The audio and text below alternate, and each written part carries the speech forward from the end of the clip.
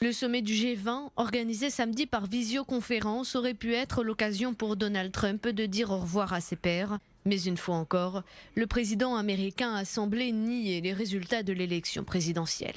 Ce fut un grand honneur de travailler avec vous et j'ai hâte de travailler à nouveau avec vous pendant longtemps. Si la discussion gravitait autour du nouveau coronavirus, Donald Trump, lui, a plusieurs fois dévié, se vantant notamment de l'économie et de l'armée américaine. Donald Trump en a même profité pour réaffirmer que l'opération Warp Speed, initiée par le gouvernement américain, était à l'origine de 2 premiers vaccins réussis contre le Covid-19.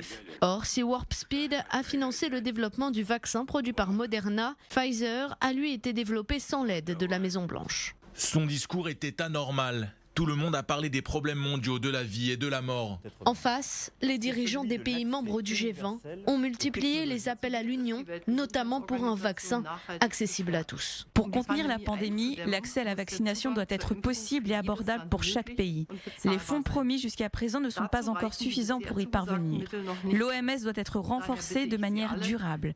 Nous avons besoin d'un financement fiable, d'une meilleure coopération et d'une plus grande indépendance. Outre l'aspect sanitaire, l'inquiétude s'est aussi portée sur les conséquences économiques de la crise et les plans de relance budgétaire. L'ampleur des défis auxquels l'humanité est confrontée en 2020 est vraiment sans précédent. Le Covid-19, le verrouillage mondial et le gel de l'activité économique ont déclenché une crise économique systémique que le monde moderne n'a probablement pas connue depuis la Grande Dépression. Le président russe a averti. Le risque principal, bien sûr, demeure, malgré certains signaux positifs, le risque principal restera toujours un chômage de masse massif à long terme. Vladimir Poutine a affirmé que la dévaluation des monnaies nationales pendant la pandémie est un risque majeur, en particulier pour les pays à faible revenu.